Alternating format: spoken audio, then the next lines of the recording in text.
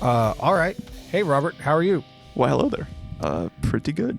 So this is going to be the first episode of a show that we're calling Armchair Musicology. So what's going to go down is each of us made this playlist that sort of describes what the music environment was when we were growing up. So it's going to be about the music that we were exposed to, that resonated with us, that we didn't necessarily have a choice in. We didn't really have a lot of agency. Involuntary taste making. Yeah. I think this was what this is. I think that's a really, really good way to describe it.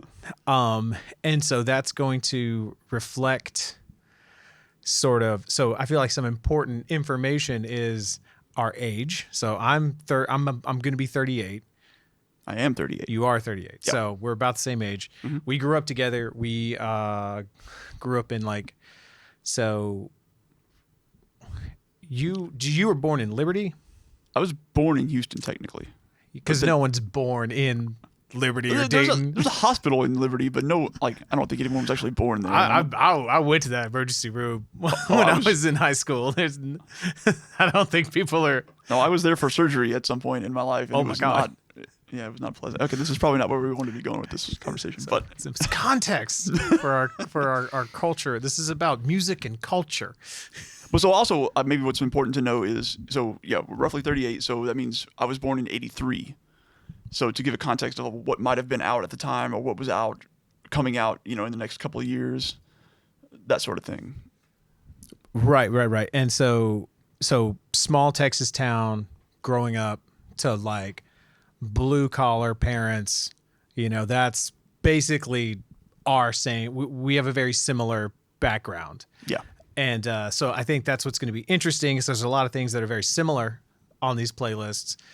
And then there's things that are very different that indicate that we were exposed to very different things. And I think that is absolutely that's absolutely fascinating to me. Yeah. It's really cool how close of a shave it all was in some ways. Yeah. And then how just wildly it diverged in others. Right. So I guess so anyway, so that's what we're doing here. So and these playlists will be available. There will be Richard's Proto Musicology and there will be Robert's. And so you can kind of compare and contrast and all that good stuff. So, but I guess the first thing is I'm just going to kind of rattle off some sort of thoughts and questions to you about this. So, so for me, I'll say anything that we're going to bring up here that I've added, I have a very specific point of context for it all. I have a very specific memory of it or have a very specific source of it or something like that. So it's not that, I think I mentioned when we were talking about doing this episode, that I wanted to, maybe things you just kind of came across or things that just you happened upon in the world.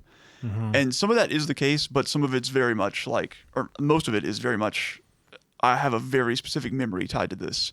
And that's how it found me, I guess, really. Yeah, that's a good, I would agree with all that. There's only one song that I picked that I don't have specific memories of. And that was the Born Country, okay, the Alabama song, because I felt that just, so that was what happened to me when I was going through and I was picking these songs, because most of the songs, 75% of it, I knew from memory. Yeah, I didn't have to go and which one should I no, I knew. I was I'm The River, the live version from Bruce Springsteen, The War, my boyfriends, I knew all of this. Roll On, you know what I mean? All of it. Same. And so, but as I was listening to these, I was how goddamn good is Alabama? Right? And so it sent me down this Alabama rabbit hole. And the old Alabama rabbit hole. Oh, dude, well, that must be, that could be one of their lyrics, or a Tennessee dunghill, That's the X-rated. Alabama. Because their lyrics are ridiculous, because it's, if you listen to a lot of it, it's like Southern word salad. Like, it's like, let's just take capitals and let's just take states and let's just mix all this shit up, and we're gonna put the most beautiful like melodies and like harmonies that you've ever heard. Fantastic harmonies, yeah. And but it's like Southern word salad. It really is. And so, okay, I'll get started getting into this a little bit. Sorry, but well, I went down that rabbit hole. I heard that song "Born Country," yes. and I was like, well, that describes, even though I don't have a specific memory of that song, I was like, that describes how it felt growing up. Like that feels like my mom and my dad. That feels like all of that. You know what I mean? Sure. So that's the only one that's on there that I don't have like a specific memory. It's just sort of like a vague mood. Yeah. Like, I heard it and I was like, oh, this feels like tangible. Like, oh, there's my childhood right there. Got it. There's my family, you know? So Alabama, like, something that struck me when I was listening to, so if you're going to play in Texas, you got to have a fiddle in the band. That was one that I saw on your list and I was like, of course, why didn't that come to mind? It's absolutely one of these songs. So I put it on my list too. But listening to the lyrics to that song again, I was like, okay, we're listening to Alabama. We're talking about got to play in Texas. These motherfuckers have some authority as to what should happen music-wise in the state of Texas. Furthermore, they are talking about how it's going to affect a Louisiana man. It is the best and most confusing lyrics I've ever heard. So I actually I had the same exact thought, and I like tried to like dig it, like what, like, oh, let me look behind the lyrics or whatever. And Louisiana man is in quotes, and yes. I'm like, oh, is this a song? Yes. So that's what I came to the realization of today, actually earlier, because I went back and read those lyrics, and I was like, oh, okay, not quite as egregious. Still, who the fuck are you to tell me? Okay. that lead guitar is hot. But I remember being a kid and hearing like, if you're going to play in Texas, you got to fiddle band. I'm like, fuck yes, Texas. That's where I'm from. And then like, I do have to have a fiddle in the band. I don't know what a fiddle is, but let's goddamn get one. And it's making me feel proud. That lead guitar is hot, but not for who the fuck is Louisiana? And why do these assholes not know that Louisiana is different from Texas? What is wrong with these? I'm so confused. Right. 'Cause that's what it strikes you as, is like Alabama just like looked at the southern United States and said, eeny, meeny, miny, Texas. Put those words in there. Yeah. So I don't think they ever put Florida. I don't think there was ever a Florida lyric. We can only hope not. So, but yeah, I sort of went down an Alabama rabbit hole, and I was really I was like, oh, this all of this is great. Yes. But my sort of Alabama, so the song for me, because when I was younger, my dad went on a lot of fishing trips. And so he would be out of town for the weekend or a week or something like that. And I would get this record, like I have the actual LP here. Okay. I'd get this record, Nice. Hello. All right. And I would listen to the first track, which was Roll On. So, which it's like, I'd never heard that song. So it's like it's about like a family, and like the dad's like an 18-wheeler driver, and like this is a song that you sing when I'm out on the road, Mm-hmm. Roll on daddy till you get back home. All this kind of stuff. Look at that hair too. I mean, oh dude, it's incredible. All these guys, like this guy looked like my dad. So I was really kind of smitten with it. I was like, I felt really close to it. Right. And so, now, as you know, my dad died when I was quite young. Yeah. So when I was like 6 or so, but I have memories of listening to this because he was just going on trips. Sure. So when I was like 4 and whatnot. Okay. So the other day I was going for a walk, and I was like making this playlist, and I was like, I knew this was going to be on it. And so I put it on it, and when I was listening to this song, like I started crying, like from my bones. Oh, man. Like just hearing this, like this song, the music for that song, it's not just something that I remember. It is part of me. It is in my body, maybe more than any other piece of music I've ever been exposed to ever in my life. You are the 18-wheeler. I am. And I didn't remember about like the third verse or the bridge where it's like, oh, well, Dad must be dead. And so I did not remember that. So it really, really incredibly like powerful song for me. You know, you're right. So, but I also have like another surprise here. So, you notice I've kept this face down here. So, you know, when we went through Spotify and we made the playlist, I don't know if you remember what the cover looked like was. Okay, so you ready to see the original? Yes, I am. Uh-oh. Oh, yeah. That wasn't on there nowadays. Yeah. That's not on there now. And so, and because I there's a lot of that apparently, actually. Yeah, so I was looking at when I found the thumbnail for it, I was like, that's not what the original one was. But it does kind of like it does sort of drive home that point that like for a lot of us ignorant kids. Oh, it's just an American flag. Yeah, they just changed to an American flag. Yeah. Like just Photoshop the shit. But like for a lot of like this is the Confederate flag is like the equivalent for a lot of ignorant Southern kids growing up was sort of like it's like the equivalent of someone having like the college that they went to flag on their front yard. Like it's just a thing that you see around that's like, hey, you don't have to be, it's okay to be proud to be from here. You don't know anything about the Civil War. You don't know anything about any of that. You don't know, you know what I mean? So, it's so many people have it. So you think it has to be, it doesn't seem bad. There can't be a problem. Right. And so that's obviously not the case. And that's not an excuse now, and why Alabama changed it, obviously. But anyway, I just thought that was kind of fun to be like, oh shit, haha. Right? Yeah.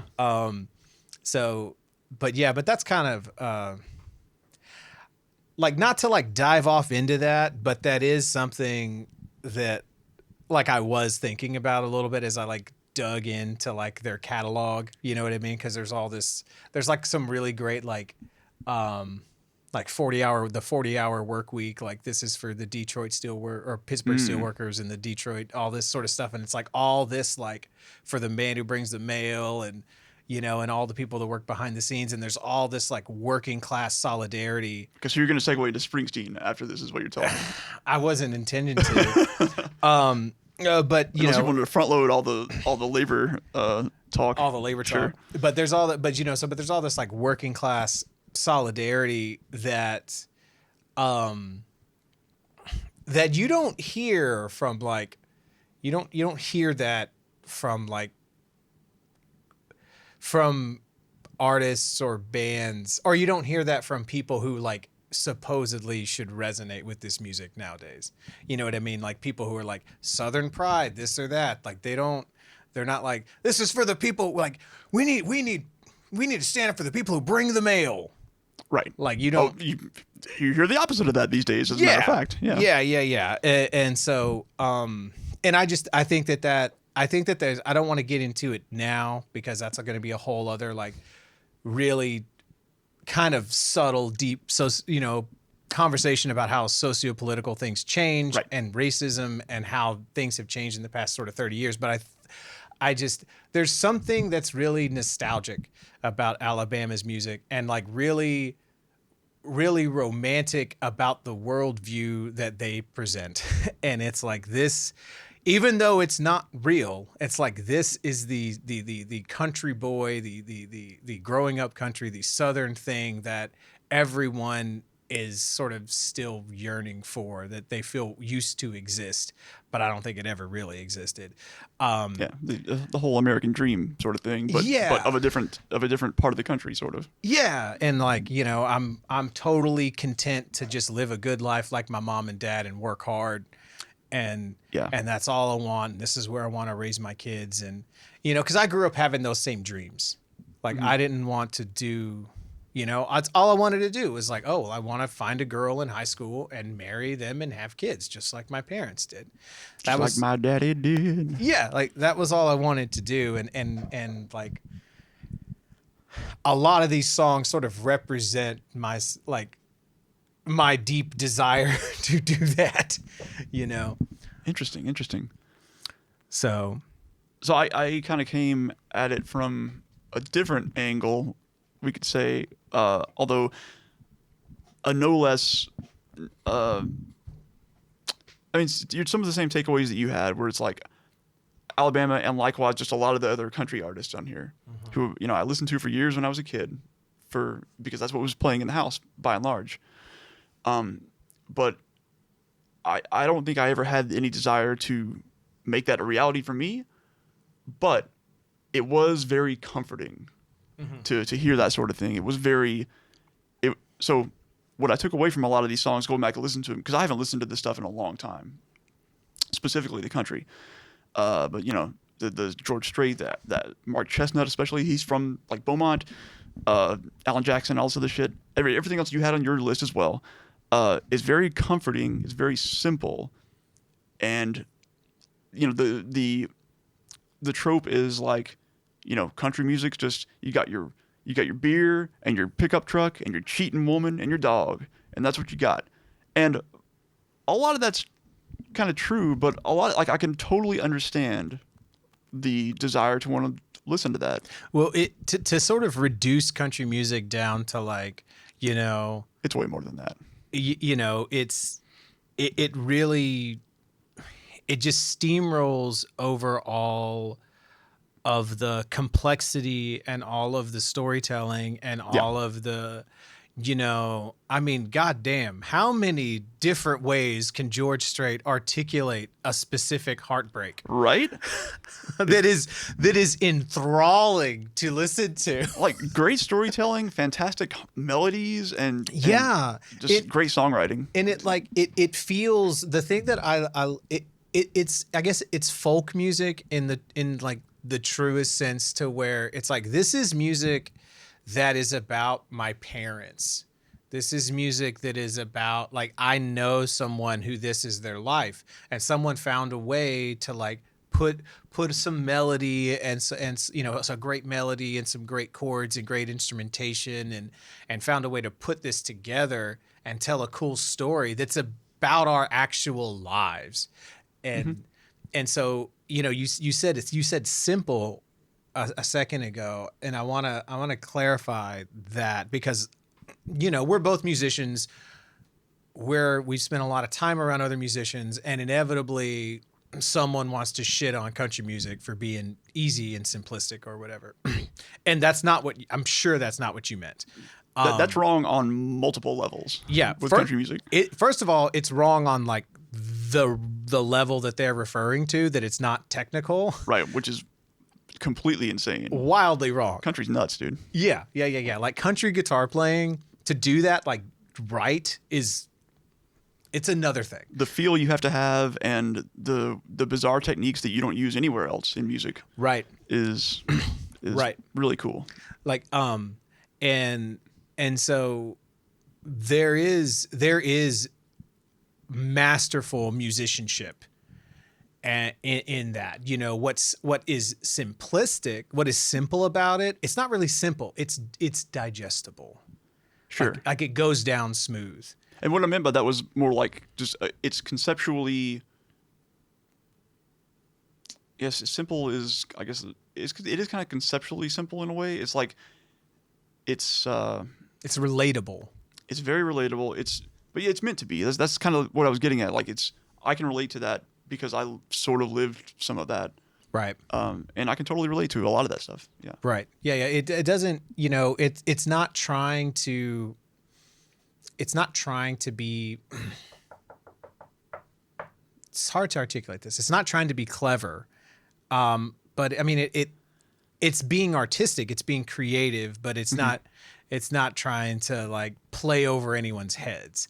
Like no one should be like, I'm not sure what that song was about, but I like the way it made me feel. Like there's nothing abstract. So a really good example of when one of these songs does get kind of clever, but still maintains that era of relativity is like Oceanfront Property. Because if you'll buy that, because he sings that song from the perspective of, well, I don't need my girl no more. You know, I'm done with her. I'm not gonna miss her when she's gone. Right. And if you'll buy that, here's some other shit. That's like the turn, right? Like that is in like so many of these songs where like sometimes it's like the viewpoint changes or like the tense changes. Mm-hmm. So like in like the Travis Tritt song that you picked, which I had forgotten about that song completely. It's a good one. It's so good. So that one, but like at the end where it's like, oh, you know, he's playing in his hometown and there's a kid in the audience saying the same thing that he was saying, you know, I'm going to be somebody someday. Yeah. You know, like, and it's just like you get chills. You're like, oh, you know. Oh man. Didn't see that coming, but I'm glad it got there. Right. And so like, and there's always like those sort of things in country music that are, or that's like my favorite thing that happens in country music. Like another song where it happens is in that song, The River. Yeah. Where it, you know, where the tense changes for like the last verse or the last chorus, you know, instead of that night we went down to the river, you know, it's like something that sends me down, like present tense. I still go down to the river, though I know the river is dry. Right. And there's another line in there that like is what is it? Is a dream a lie if it doesn't come true, or is it something worse? And that, as a kid, even hearing that, like that lyric, that one lyric, I feel like affected my life. Like that affected my like self-talk throughout my life. But that's another sort of great example, because that to me, like that song, like that's not exactly like my parents' story or whatever, but I feel like, well, they knew someone who that was their story. Sure. And like songs like that, and songs like, you know, Summer of '69, mm-hmm. and even I didn't put it on this list because I wasn't exposed to it then, but even like the song Fast Car by Tracy Chapman. Yeah. Like that's such a good example of that. Those three songs of this sort of like a nostalgia for a time when we thought we could make it. And man, am I a sucker for that. I always have been, even ever since I was a kid, like, 'cause there's just something. There's like, I feel like a song like The River, I listen to that and it makes me feel like I can understand my parents better. Yeah. Yeah, I can see that. You know? And, but so do you have any, so the way that I remember those two Springsteen songs, we'll go ahead and riff on these right here. Yeah. So just for The River, since we're already on that. Yeah. Is that the only version of that song, or is there a studio version? There's a studio version. Does he do the story at the beginning? No. That's amazing. That's so good. I good. have not heard much Springsteen at all in my life. Just not a fan specifically of Springsteen. But yeah, that was fantastic. Like, he said, "Man, wow! Like that's good." It felt like it felt like the crowd didn't expect that to happen. Yeah, and didn't expect where it went. And it's masterful. Yeah, the way he tells that story, because he even says it at the beginning. He even's like, "How are y'all doing tonight?" That's good. He says it like in the exact same way, you know. So when he drops that at the line of his father saying that, it feels like coming home. Right. It's masterful storytelling. Yes. And but yeah, and the crowd knew it too, because the crowd all cheers when it happens. Oh yeah. Like oh yeah. Yeah, and I remember, I have very specific visual memories. Because my mother, this was how I interacted with a lot of music in my house, was my mother would buy like VHS concert she'd buy concert tapes Oh, cool. all the time, and she would put that on while she was like cleaning the house and stuff. So I grew up with like these concert videos going all the time, and I remember, you know, that live version. It was from here, you know, that live version of The River and that live version of War, and I feel like those songs absolutely had a profound, like I can look back now and be like, oh, those had a profound influence on me as a lyricist, but also on my politics of being, you know, always on this like feeling that war is not a just thing, or it's not an easy good. It's not a black and white, you're a hero, you know, it has a high cost, but also having compassion for veterans at the same time, you know, like, Right. And like just understand that it is a just a complicated, terrible thing. And that it's not like, oh, you're all heroes. It's not that. And it's, oh, you're all murderers and baby killers. It's definitely not that. And so, but I think being such a young kid and even exposed to the concept, you know, war, what is it good for? Absolutely nothing. Say it again, you know. Right. So you got that when you were a kid, on some level. Yeah. Little kid. Nice. Yeah. Nice. And, but then going back and listening, I was like, shit. Bass playing on this motherfucker, Right? And the organ playing, I was like, man. So, God, I'm blanking on who originally did that. Oh, Eddie. Oh man, I looked it up. So did I, and I already forgot. And I forgot to. I went and listened to it and listened to a few other things, and I am totally blanking on it as well. But when you heard that original version, eventually, what did you think about that? I didn't hear the original version until this week. Holy shit! And interesting. And I was like, hot damn, this is amazing. That's also awesome. That's fantastic, because I didn't know that they covered the song. You knew the original one. Oh yeah. Wow. Yeah. Okay. I heard silly. it in some movie or something eventually at some point, but yeah, I was like, oh, that's because I just saw War on the playlist. I was like, oh, okay, cool, a song called War. Oh, it's War. It's oh, this shit. one. Yeah. And That's very cool. Well, and like, I feel like it's also sort of because I loved how powerful that song was as a kid, and I feel like that's almost sort of a like a precursor to me getting into like more aggressive music, because Springsteen is going for it on that song. Yeah. You know, who wants to die?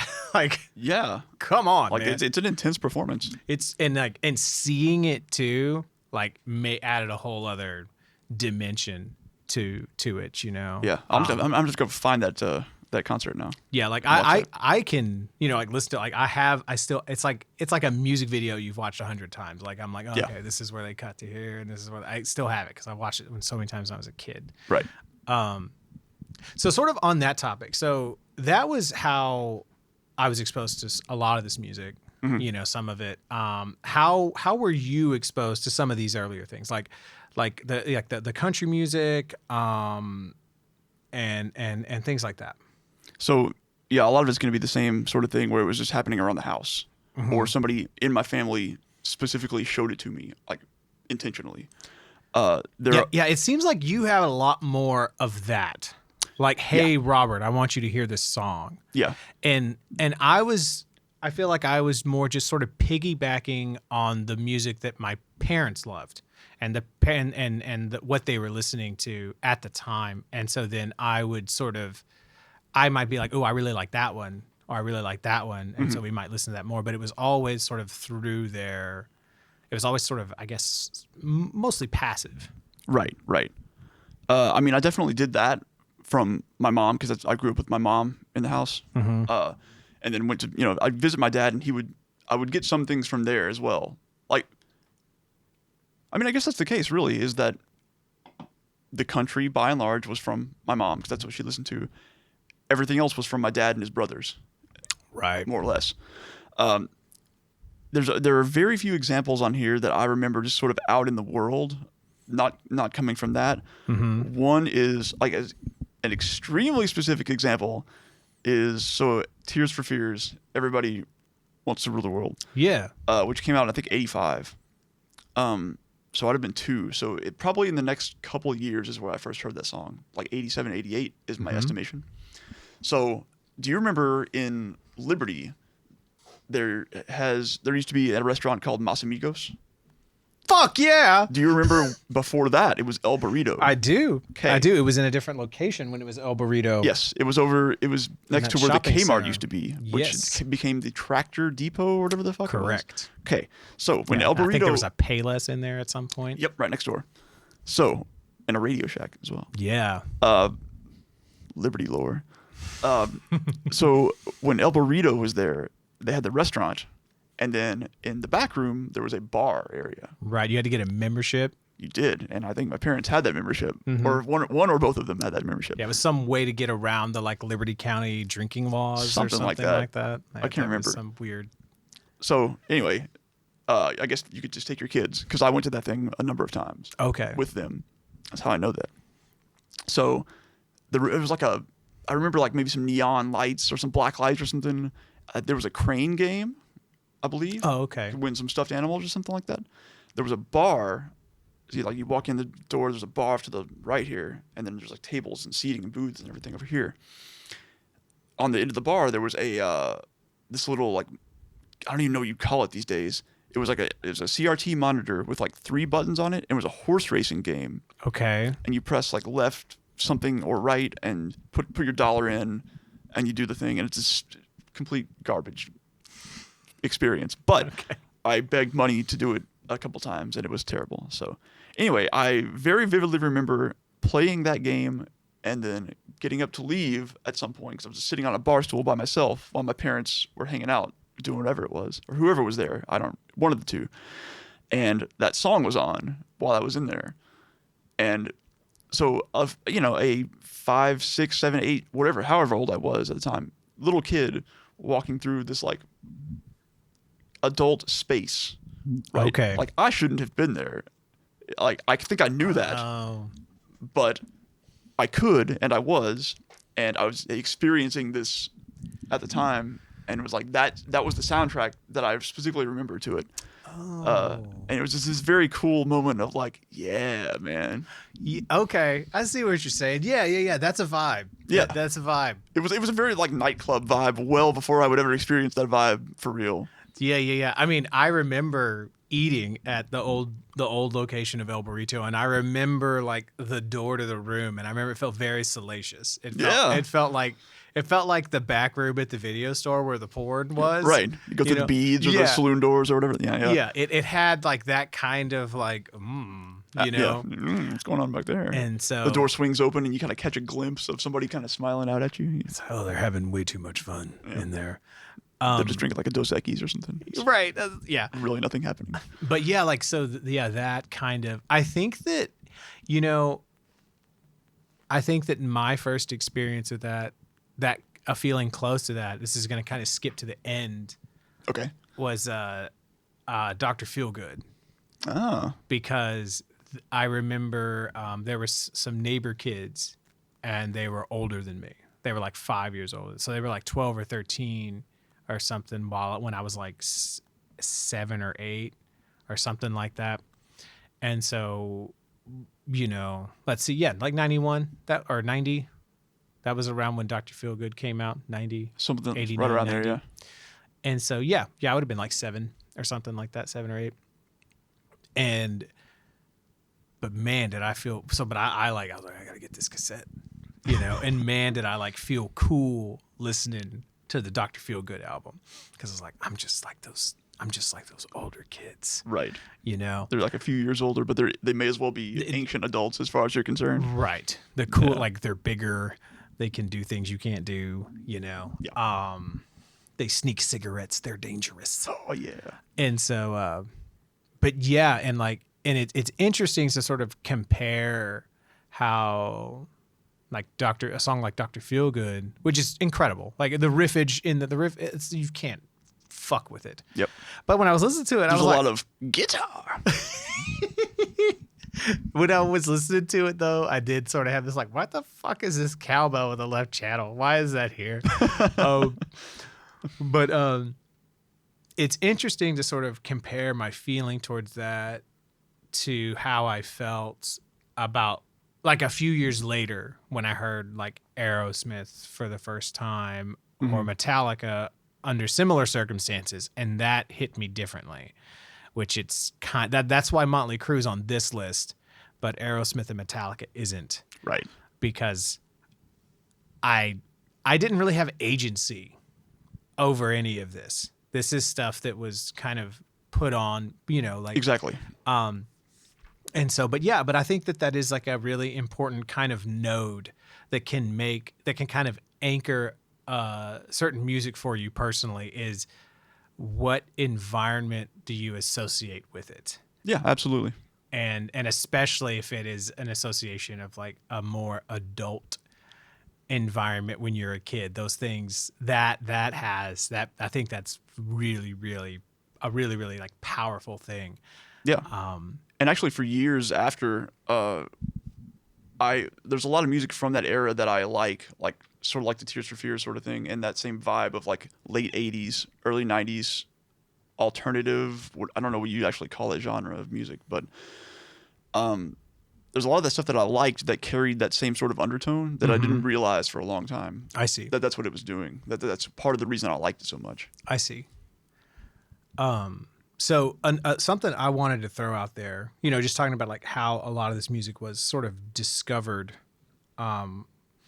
And so something that was sort of, well, there's two things I want to throw out there when I'm looking at this. One is I had to put Willie Nelson and ZZ Top on here because the lore is that when I was a child, like a toddler, I would be able to recognize those when they put the records on, so that they put, I would go up to the turntable and say, Willie, Willie, Willie, or ZZ Music, Daddy, ZZ Music. And so. Too bad you didn't say like, beard. Cheap sunglasses. He just think you were talking about Frank Beard then. Right. And he's like, oh, yeah. That is the drummer's name, son. Oh, man. Speaking of which, Dusty Hill. What the dude? Yeah, man. Rest in peace, dude. Damn. What the fuck? He fucking went down fast. Yeah. Because they were out on tour and he was like, oh, hey guys, I got to go home. I'm having a hip issue. Ooh. An old hip injury's acting up. And so like their tech filled in and then he like died in his sleep. Shit. It's like, what the fuck? So. It's probably the first time he's laid to bed in like 30 years. So maybe he just, Is that what did it? Yeah. These guys tour it constantly and yeah. Been at it forever. Yeah. Good so ZZ Top is one of those weird bands where I feel like everyone in this state has a baseline peripheral awareness. Oh yeah. Of ZZ Top. Oh yeah. But I feel like I haven't really given their sort of. I feel like I don't really understand their catalog to the depth that it deserves. I think you're probably right, and I think I agree. Because I have a greatest hits CD of theirs when I was a kid. Was it the one that this is from? It is. Yeah, so did I. And so I know all those songs, but I don't have enough context to really like sort of talk about their arc and whatnot. What I thought was interesting is I was trying to dig through these songs. I was like, wow, they were poppy as fuck in the 80s, and this is a lot different. Yeah. But that's a lot of the stuff that I like because, as you can see with a lot of the stuff on the playlist, like there's that sort of like hard R&B, as some people call it. I'm kind of a sucker for that. Fair. Whenever Don Henley and Glenn Frey put on suits with shoulder pads and shit. And so retired their denim for pantsuits. Times are changing. But so I had to include some ZZ Top, and I wanted to. I picked that song almost as like I didn't want to because that is one of my favorite ZZ Top songs, and it doesn't sound anything like what you imagine. It's not LaGrange. It's not Tush. It's not Legs. Or it's not right. So I had this greatest hits album, and I guess I just never listened to it all the way through because I had never heard this song. I don't think. Right. It's totally different. It's a bizarre ZZ Top song. It really is. So it's Rough Boy, by the way. I don't think we mentioned. Yes, it's called Rough Boy. Yeah, which I love. It's just I'm a rough boy. Yeah. Like, okay. Well. All right. Sure. And so, which sort of like I have to mention this about my. Well, okay, I'm gonna come back to that because I wanted to say this other thing first. Okay. So remind me to come back to Rough Boy. Put a pin in Rough Boy. Put a pin in Rough Boy. So the other way that we discovered music,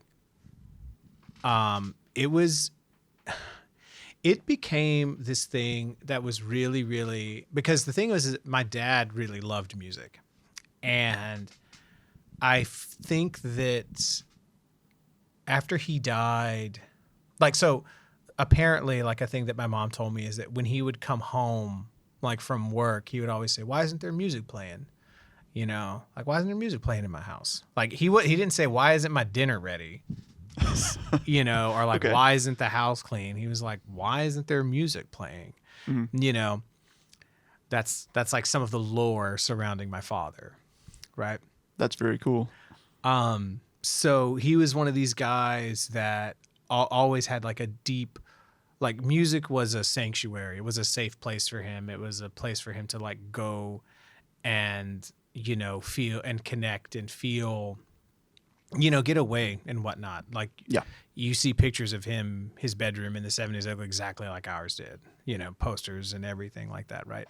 Right. Now a lot of that music that he was relating to then was not what he was listening to when I was born. So I didn't hear Sabbath, even though I later found his Sabbath 8 tracks or Beatles or Santana or all these things that I would develop my own relationship with that he had his own relationship with. I didn't hear it from him. You know what I mean? Because he was a working man by then, you know. He's like, "I only wear denim and listen to Alabama." But so I think that after he died, music became a big part of.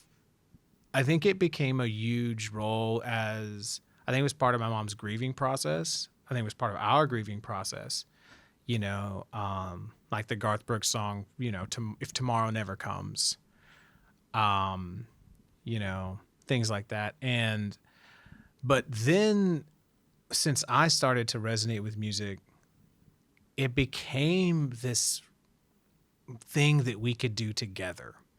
And so that became like this huge pastime of ours of we'd hear a song on the radio and then like trying to go and find it, like going to like trying to like remember the lyric and going to like Walmart or Sam Goody and trying to like describe the lyric to someone who worked there. Oh, wow. And then be like, "Oh, that's, you know, that's John Michael Montgomery," you know?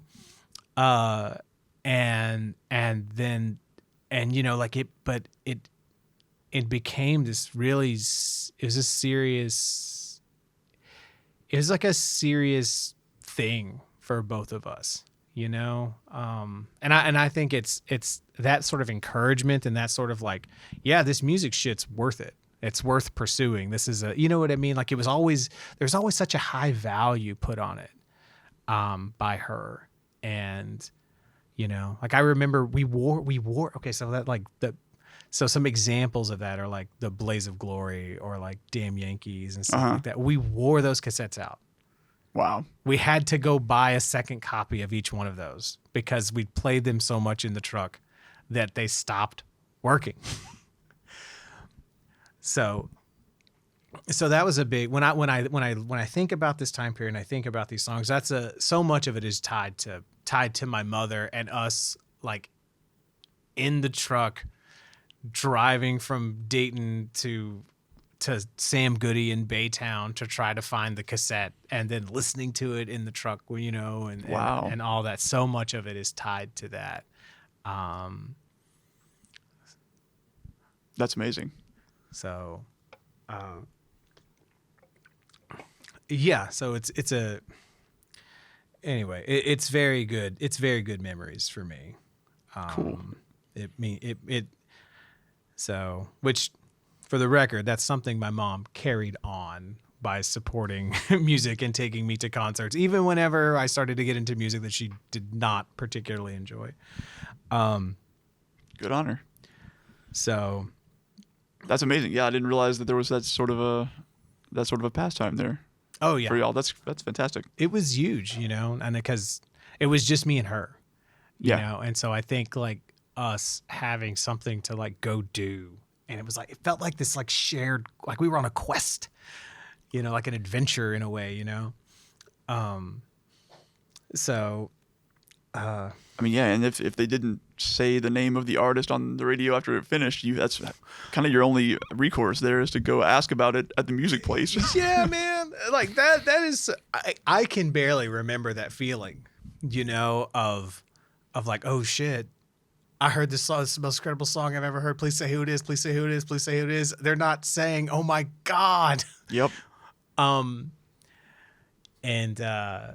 And so, and like trying to like go and like sing some shit to a fucking 16-year-old record clerk at Sam Goody. I remember one time I went and I was going to buy I went and bought the first Power Man 5000 record. Did you sing Mega Kung Fu Radio to the fucking record store clerk? I did not, because I knew exactly what I was buying, right? But he looked at it, he was like, this isn't what you think it is. And I was like, I'm pretty sure it is. What do you think I think it is? And he was like, this doesn't have Fire, Water, Burn on it.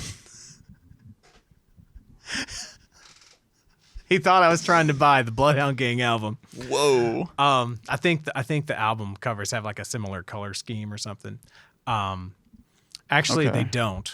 But I think that another album they had that Fire, Water, Burn wasn't on had a similar color scheme too. Yeah, because that one's like a coaster on the front. Yeah, one Yeah. fierce beers coaster. Beer's coaster. Ambrose Beers coaster. Eh.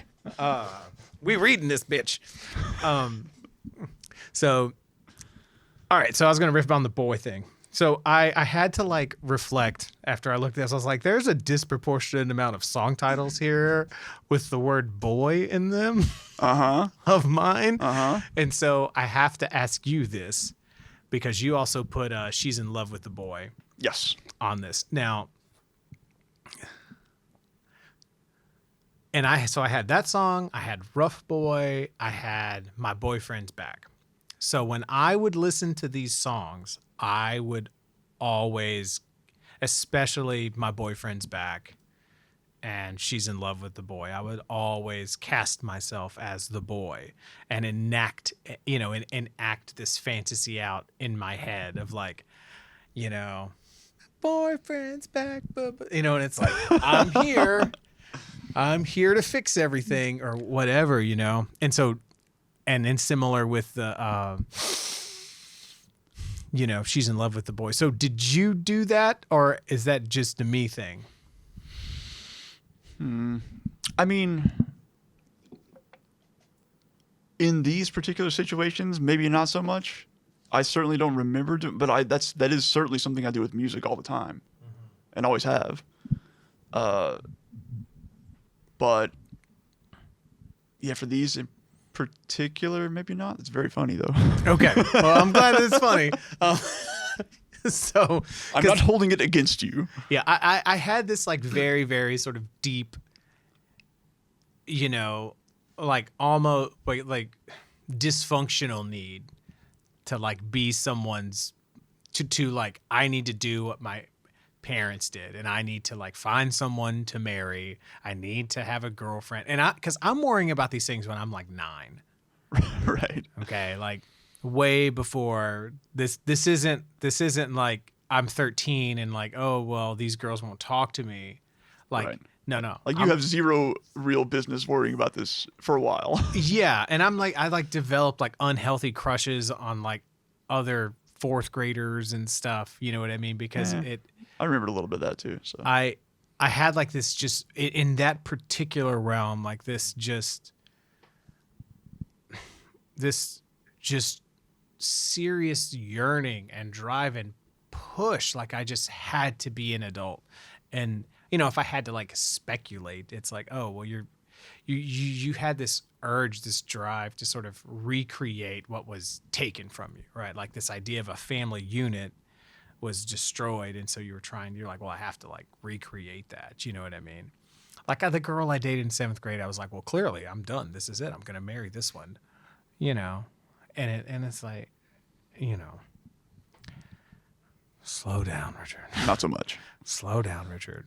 You can be the boyfriend and you can be back, but you know, you can be the rough boy. Like no one's going to stop you from that. Yeah, but even if she has to run away, she's not going to marry you someday. She's going to marry some boy someday. Somebody, maybe. not. She's going to marry some man someday. Hopefully. So, I mean, I guess that kind of does lead into a bit of another topic here, which on looking over your list, I'm pretty sure for me, this is the only female artist on my list, which I like. Oh yeah, I guess I do have I am quite cultured. I think I have 3 female artists on my list. Yeah, because I have Roxette. Yeah. I have you know, the Angels. I have Trisha Yearwood, and I have Bryan Adams. So 4. So 4. Wait, what? Sorry, Bryan Adams. I'm not sure where that. No, it's just all came from. It's just a dumb joke. Yeah. It's just the one I looked down here, and it was a name. But I mean, it really hits me that, especially early on. So I mean, I know my mom listened to all sorts of country music just from everywhere, right? And there had to have been other ones, but nothing really stuck with me. Like that song in particular was just that's a fucking fantastic song. Well, and it really has like, it's like the thing I was talking about earlier. It has a great like turn in it, you know, like towards the 3rd verse where it's like, you know, Katie looks at Johnny the way I look at you, you know? Yeah. Like, and it's like, you know, my daddy said, you ain't worth the lick. Right. And like the way the emphasis on the line is a little bit different there, you know, I mean, and it makes it so memorable. To me, it makes it so memorable, you know? Yeah, I just thought it was an interesting look back at this because I've never really done this and sat down and just looked at the things from this time period. Mm-hmm. But definitely from this early on and then on through like sort of my teenage years, it was such just dudes. It was just dudes forever. And it wasn't until probably like the early to mid 2000s that I really started finding a lot of other women who I was like, oh shit. Oh, Tori Amos fucking rules. Oh, Bjork fucking rules. Yeah, that just opened like it's probably like half and half these days. Yeah. Which is just it's just interesting to note.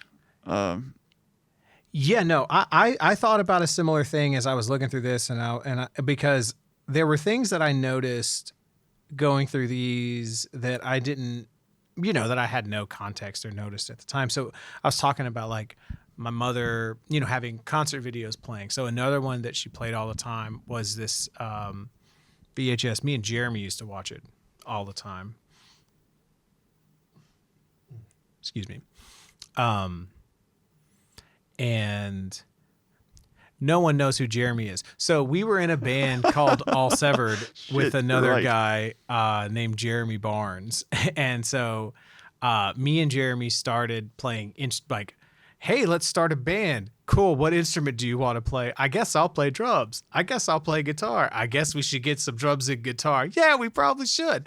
So we were like that young, learning. Like I remember him learning Enter Sandman on tab because he hadn't heard the song before. Like, you know.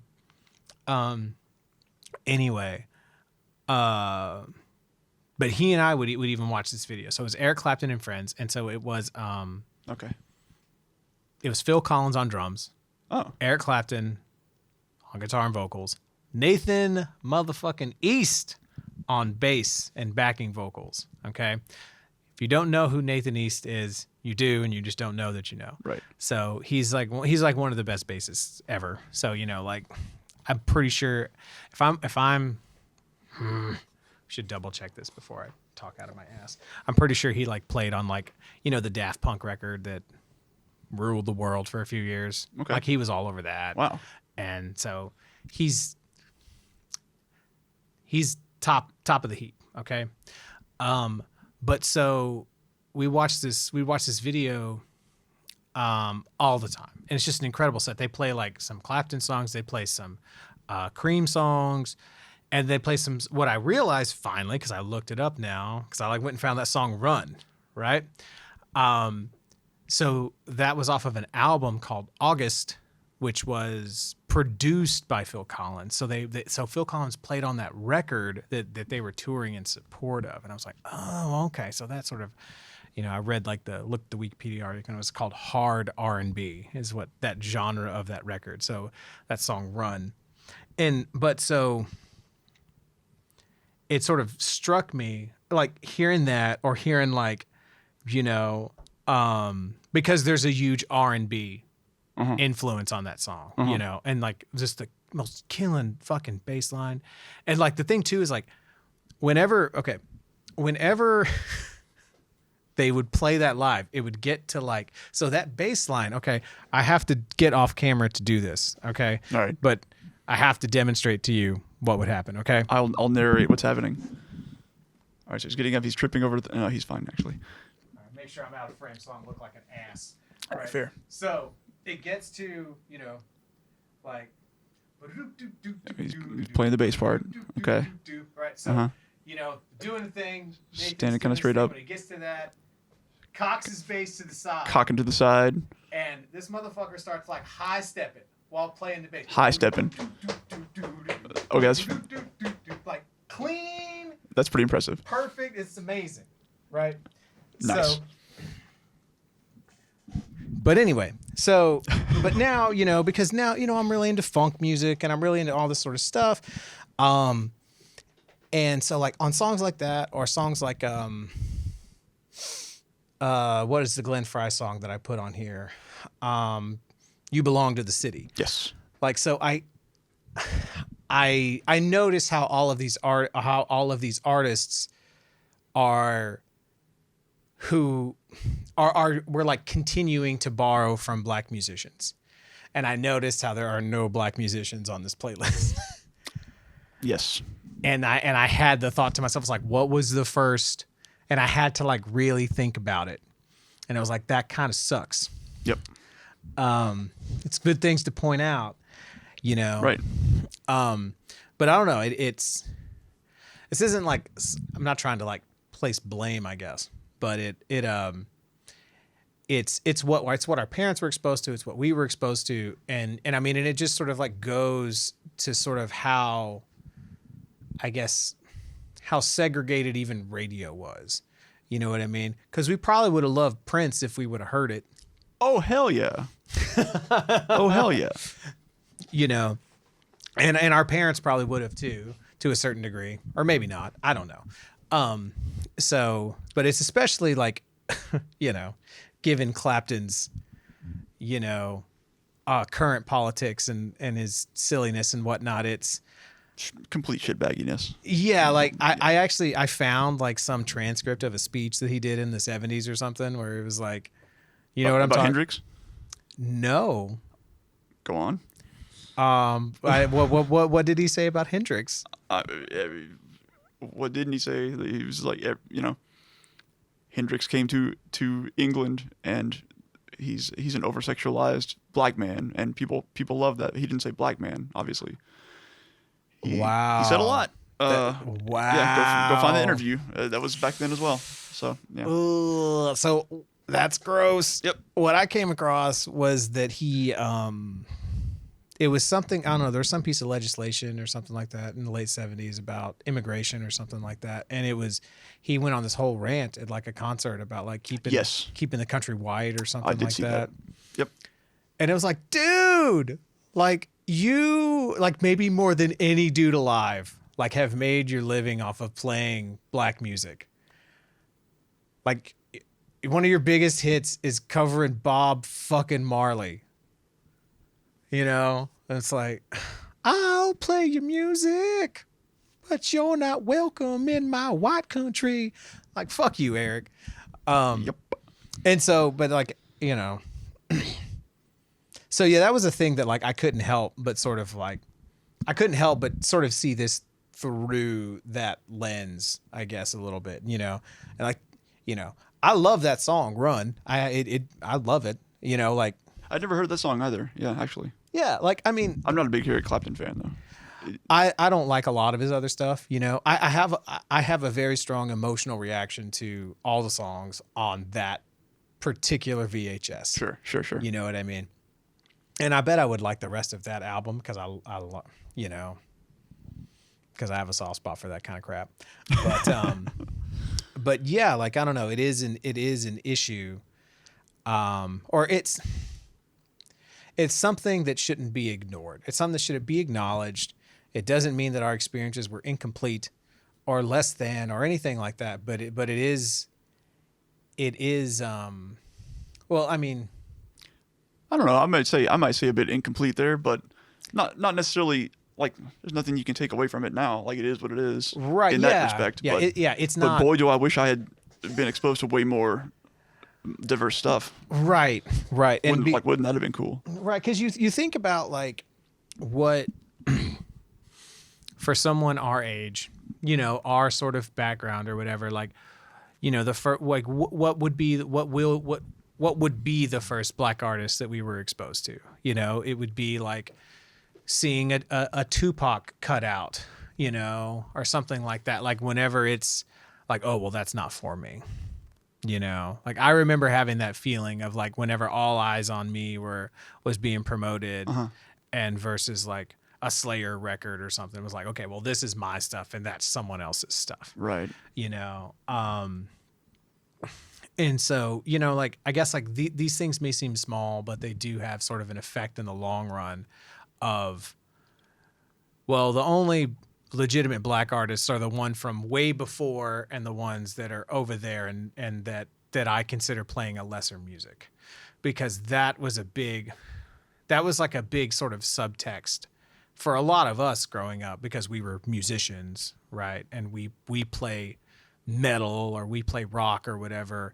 And so people who like the R&B artists or like the rap artists and whatnot, like it was like, well, that they're not musicians, right? Yeah, they're that was not kind of the undercurrent of a lot of conversation, right? You're like, sure. oh, anyone can just make beats and blah blah blah blah blah. This is all absolute horseshit, but it's the kind of things that we said then, right? Because, you know, and so like, I don't know. I guess like what I'm saying is those things are not. It's not insignificant whenever you're not exposed, like not being exposed to artists, not being exposed to any black artists is going to have an effect on how you see black artists. Okay, here's what I said. Sorry. Not being exposed to any black artists as a kid is going to affect how you see the validity of black artists as an adult. Agreed. Yeah. You got there. Appreciate you guys bearing with me as I spun my wheels for 10 minutes trying to articulate that thought. Sorry. Obviously did not rehearse anything about this. No problem though. Yeah, there's some thoughts that I was like, oh, this is what I was about to say it, but not that one. That one you just got a window into how Richard's brain works. Yeah, absolutely agree. Like there's a ton of shit that I think if I had been exposed to, I would have ended up going in some different directions for sure. Mm-hmm. I mean, I guess on that note though, I think the only black artist that I have on my list is MC Hammer. Which I don't know how I feel about that, because it's the fucking Addams Family song. So I made notes about about a lot of these. Like I just went through and I wrote a few things for each song, right? And so when I got down, like again, this is music that we were exposed to, not that we seeked out. Because once I found out what music could be, I seeked out a lot of different stuff. but the Addams Family theme song to the Addams Family Values movie somehow made this list.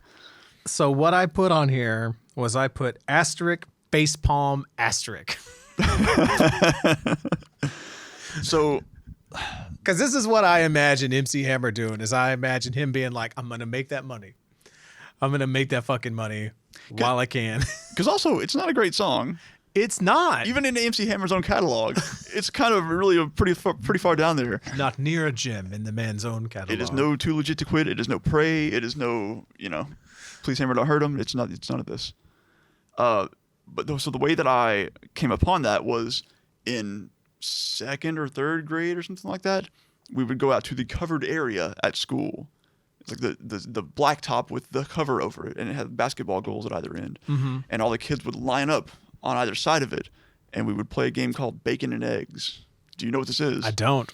So there was like this little plastic rubbery disc, and then there was like a baton, like a relay baton. Okay. And they would put those next to one another, and they would call out. They would call out a number or a name. I forget which one it was, but the kid who they called had to run and get the thing and get back to their spot first. Okay. In between this, they were playing music over the PA system, and the song that they played a lot was this song. For some reason, one of these coaches just was way into this Addams Family theme song and played it a bunch. They played this and like Ice Ice Baby and some other garbage. Say what they want to say. Do what they want to do. Da, da, da, da, da. It's not a great song, but boy, has that been in my head for like 30 years. So he did his job, man. Right. Hammer killed it. Hammer hurt him. Hammer hurt him. That's great. Just a super bizarre, out of left field. And it's like, so,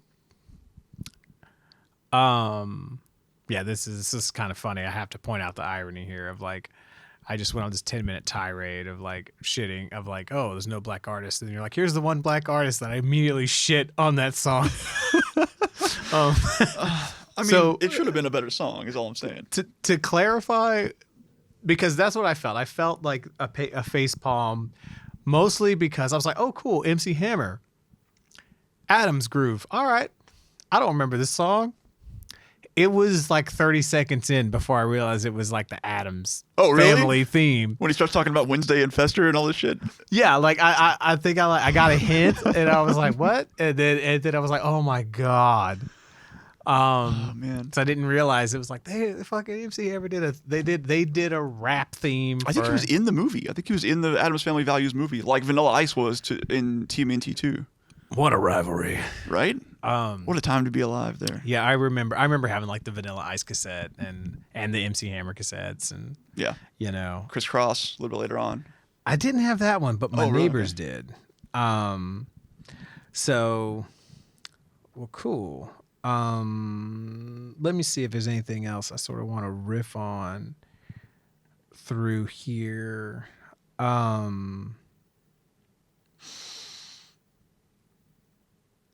Yeah, man. So I want to talk about Glenn Frey and Don Henley a little bit. Okay. So I that was another one of those live VHSs. My mom had this like Glenn Frey live Strange Weather, and so there's all these great songs on there. And I love all of them. But so at this point, because I've worked with horn players a bit and recorded some tracks with horn players, like where you write out a chart, like you write a melody and you pay somebody and they come in, they're going to play the thing that you wrote. And so in this, like, You Belong to the City and how it just echoes and like everything like that, like I love it. I love it. It's very like nostalgic and it does a thing for me. But there's another part of my brain when I'm listening to it, and it's like I can feel that horn player's eyes like rolling into his stomach. Like I can imagine like this. I don't know if this is true or not, but it's like I can imagine it being like a legit like jazz saxophone player, and it's like, so this is what you want me to do?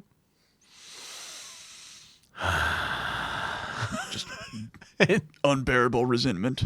And just like having, you know, because there's like a really, I think it's like it's towards the middle of the song where it's like just it's lame. I'll just say it. It's lame. But like Glenn Frey says something, there's like a little, you know, and it just kind of keeps going back and forth on that. And it's lame. And I just imagine like, let's not blame the saxophone player for this, guys. That's that because I've like handed a sheet of music to a saxophone player and seen them sort of be like, and like play it and be like, that's it. And seen their reaction be like, that's it? Right. That's what you wanted? Okay, let me rewrite it. I'll call you back tomorrow. But another thing that's like great. But yeah, anyway, Don Henley, because I have a whole other playlist. It's like all Don Henley and Glenn Frey and the Eagles, and I love all of it. Good. Because it's all amazing. There's this Eagles farewell tour DVD, like Farewell Tour Volume 1 or something that they did where they play shit from each other's catalogs. Like they play Eagles songs, they play Don Henley songs, they play Glenn Frey songs. Cool. And it's just like 2.5 hours of fucking hits. Like I remember, you know, my mom watching it, and I was like, how do I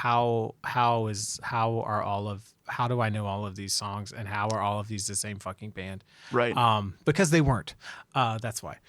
But there's only one song by the Eagles that I don't like. Oh yeah. Yeah. Okay. So it's called "Get Over It." You familiar with this song? I don't think so. No. Okay, look up "Get Over It" lyrics if you can while I talk about this shit. Garbage Signal. I don't know if. Okay, well, I got it for you. But so anyway, so they did the When Hell Freezes Over record in like '94 or something. Yes, the big one. Yeah. Yeah. And so so the song is called "Get Over It," and it has so there's one lyric in it that's like, I want to grab your inner child and kick its little ass. So that's the lyric. And so Don Henley is a millionaire, like 20 years into royalties from Eagles albums, millionaire, has a very successful solo career. He's sitting at home watching daytime talk shows because he's a fucking millionaire musician songwriter. He doesn't have a real job. He has time to watch daytime talk shows, and he gets so mad. This is really atrocious. It's bad. Don Henley gets so fucking mad about people trying to like work out their childhood trauma that he's like, you know what I'm gonna do? I'm gonna write a song about this, and I'm gonna unretire the motherfucking Eagles. I'm gonna call Glenn because I'm mad. This is a break the goddamn glass moment right here. This is a break in case of emergency. Yeah, it is. Yeah. So go look up those lyrics. You don't need to hear the song. I mean, the song, it's the Eagles, so it's not like musically bad. They couldn't make something musically bad if they tried. But just read the lyrics on their own merit, and it's all you need to see. It's something. Sounds like it. Yeah, that's real bad. But other than that, all that shit's amazing. I love it all. Yeah. Cool. So there was a similar vibe to one that you had that you sort of said there was like a lore of you requesting some things. Mm-hmm. When you were very small, and for me that was Money for Nothing. Oh, I bet. So when I was like 2 or 3 or whatever, I knew Dire Straits. I knew Money for Nothing, and I would request it and sing it and dance to it. Apparently, I did that with She's Gotten Good at Goodbye. Nice. Like apparently that was like a bit I had as a child, so I would sing that song. Nice. Yeah. I'm sure it wasn't in key because I can't sing it in key now. But sometimes you can do things when you're a kid that you didn't expect. Yeah, when I sing, I like to just sing. I like to just hit the same note over and over again because eventually it's going to be the right note. Okay, yeah. I mean, George Strait probably sang that note once or twice in that song. Once or twice, yeah. Like even a broken clock's right twice a day, right? I was gonna, yeah, good. So cool. I'm just gonna kind of go through some of these reactions that I had to some of your tracks. Okay. And because okay, yeah, that sounds good. Okay. Because I was like, when I heard Money for Nothing, I was like, yeah, that's on fucking. I know that's on Robert's fucking list. Oh yeah, totally. So, okay. This is a good question. So, were there any what the fuck moments in my playlist for you? Because the what the fuck moment for me was like, what the fuck is this? Was the Floyd Kramer. Oh, really? Yeah. Okay. What the fuck is that? So, I mean, we have talked about music before on a podcast format that is never going to be released, or maybe will be at some point in the future. Probably not. Probably not. Okay. And on that list, I've had Floyd Kramer as well. This song? Not that song. Okay. Different song. I don't really know why I picked a different song. I guess the thing is I could put that entire album on there. So, my grandparents lived in Jasper for a long time. Okay. And so they would actually make the trip down from Jasper to Dayton or Liberty to like pick me and my sister up and take us back to go visit. Okay. Like every couple weekends. It's like a 2-hour drive one way. Is. It's a long fucking way to go. My grandpa had this cassette of this Floyd Kramer cassette. There's like was it like the only cassette he had? yes. Yes. But it's an amazing cassette. If you were gonna only have one. He picked the correct one. So yeah, I mean, I heard this album a jillion times. Okay. Taking that trip back and forth, and just, I mean, it was great anyway. But yeah, I just fell in love with it. Yeah, like I wasn't like, oh, this is bad music. It was just, Sure, it was just like, what is it doing here? Yeah, exactly. Um. But I mean, another tangent to that is, at some point, I'm trying to think of what year this might have been, maybe like 07 or 08. It must have been right around there. So my grandma passed away in 08. And right along in there somewhere, something got me to order the CD of that album. Because they had the cassette forever, but they didn't have a fucking cassette player for a while. And they probably hadn't heard that album in a long time. So I ordered the CD, and then the next time I went up there to visit them, at this point, my grandma was like really bad into lung cancer, so she was not doing so hot. Okay. And I put that album on in the living room and just sat with them and like listened to the whole thing, and we just kind of just went through it and didn't say much, and it was just really nice. And this was, what was the time difference here? Well, so I listened to this album a lot with my grandpa. Like when you were a kid. I was a kid. And then you went back with the CD when? Like 08 or so. Oh, okay. So I was like 25 at that point. Wow. Much later on, and from what I understood, they hadn't listened to that music in a long time. But I knew my grandpa loved it, and my grandma, like, the last song on there, I think is a Willie Nelson cover, "Blue Eyes Crying in the Rain." Okay. And she loved that song. That was like one of her favorite songs. So did they react to it? Did they talk about it? Did they be like, "Thank you, Robert. This was really nice," or was it just like a? It was just kind of like, let's just sit here. Like, do you guys want to put this on and listen to it? Let's do it. And we just put it on and listen to it, and just kind of enjoyed it, which was really like I had never done that with them, and I didn't do it after that. Right. I mean, my grandma passed away the next year or so. So then, when my grandpa got really bad with cancer in 2015, and he was about to pass away, we went over to sort of be with him as he was sort of on his way out. And I took my MP3 player at the time, or my phone or whatever, and put on that album on loop. And he wasn't responsive at this point. Yeah. But he, like, was kind of asleep. And just put that on loop for him. Wow. And we just kind of sat around, everybody who was there as family, and just kind of talked to each other and to him, and to listen to that album over and over again.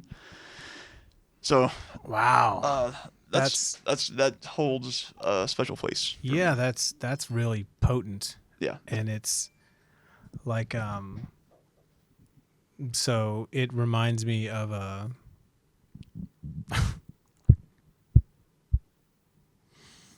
I'm music gods, forgive me for this sequitur here.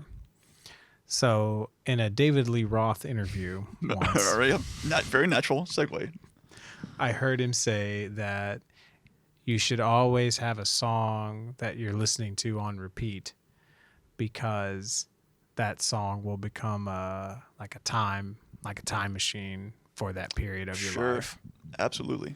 And so, because in that sense, music isn't just something that music isn't just an energy that sort of flows sort of from the performer or from the song to the listener. Like you can, as a listener, you can sort of put energy into a song, and it can become like a talisman for you, or a symbol, and it can, it's like what you charge it with, would be the wackadoo woo magic language. That's magic with a CK. The black magic. The ceremonial magic, the high magic. Well, cool. I'm glad I asked about that. So why the live version of that Dwight Yoakam song? Because that's the only one I could find on Spotify. Oh, okay. That wasn't some weird cover or something like that. Cool. I was so glad that you put Oceanfront Property, because that was the other one. I almost put that one too. Cool. Yeah. Likewise, I'm glad you put these other ones too. I mean, like we said, you can't go wrong. There's like 15 or 20 that you could have put easily. They're so good. They're all so good. Yeah. So one sort of what the fuck moment on your list was The Angels, My Boyfriend's Back. Yeah. It's like this doo-wop classic. Like I came to love doo-wop later on in life. Loved it when I was a kid. So that's really cool. I had no idea. I had like a few cassettes that were like 50s rock and roll classics or something like that, and I wore those things out like as a kid. Awesome. Yeah, I loved all that stuff. I still do. Yeah. Great. So okay, now you had Paradise City on there. Yeah. Now I didn't get into Guns N' Roses until later. In sort of like my deep dive digging phase when I sort of was in junior high and whatnot. So how were you exposed to Guns N' Roses? So this was one of the my dad and his brothers sorts of things. So when they lived with their parents, my grandparents, in this house in Liberty, they all lived together for a while, and we'd go visit. And for a while, we lived there with them. They had a game room that was converted from like a garage or something like that, and they had like a pool table out there, and they made this little makeshift bar, and they had like a hi-fi setup essentially. Okay. And they had LPs of. They had like the Appetite for Destruction LP. They had the And Justice for All LP. Oh shit. Like. So what I remember most about that time, because this is one of the songs in particular that I remember hearing from that time, but I remember like poring over that album art and seeing. You remember how rapey? Let's see, is it in here? All right, keep talking. Maybe not. But like I remember, like for example, the Injustice for All album art was like I stared at that for what must have been days. I don't know, just like what the hell is this? So no, I don't remember. You don't remember how rapey? Maybe not. Maybe the album art is. Maybe I didn't open it all the way up and see. Oh no, I do remember this. Oh, that's fucked up. That's. Oh yeah. Okay. Wow. Holy shit, dude.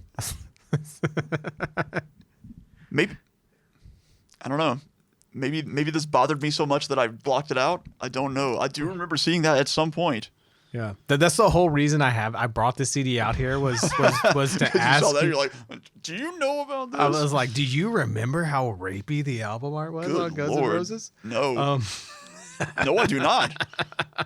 But now I kind of do a little bit. Wow, yeah. So that that wasn't part of my memory, let's say. Although I think it will be now going forward. It's quite the image. But yeah, that's one of those things that I just heard from them playing that music. Right. It seems like there was a lot of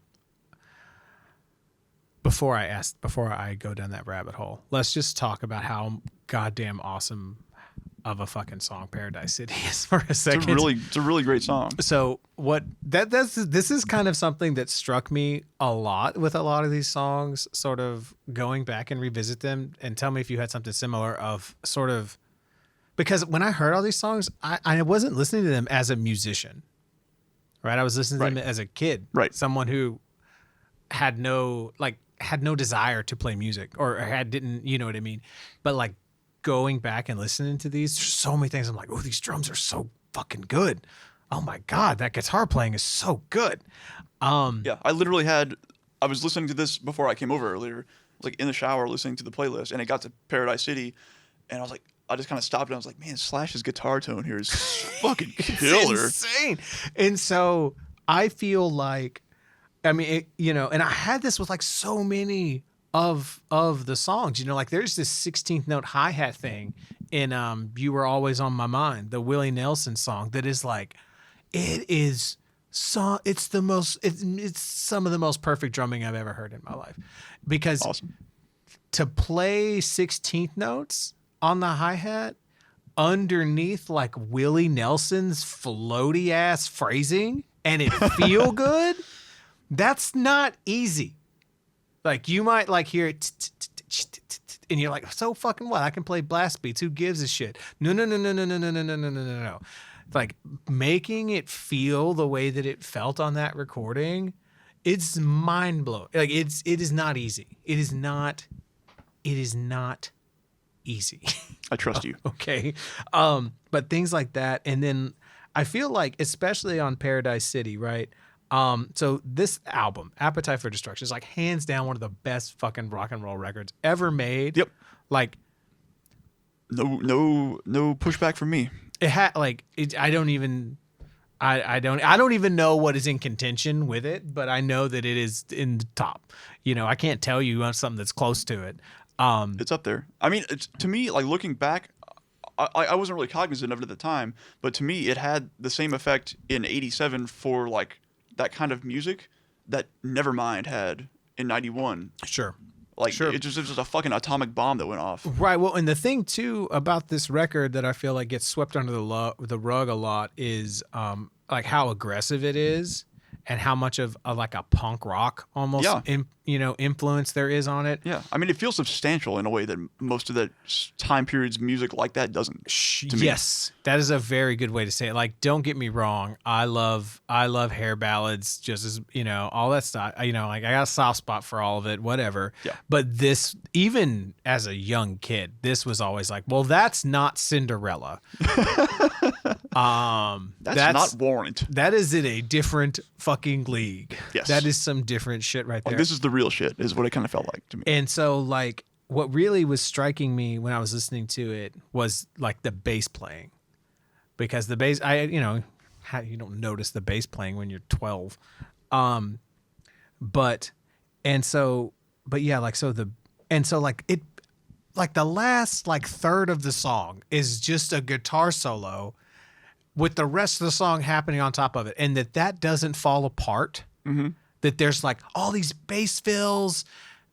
Slash does like a 2-minute guitar solo. Are you talking about the double time part? Yeah. Yes. Okay. All of it. You know what I mean? And it's like, also, I just want to say, man, that's such a cool, like when they make that transition and they just hold out the notes for a minute, because you're like, where are they? Because if you had never heard that song before, you're like, what are they going to do? What is this? Right. And then it just right back into it. Oh, it's so good. And that doesn't fall apart is a testament to how good of a band they were. Sure.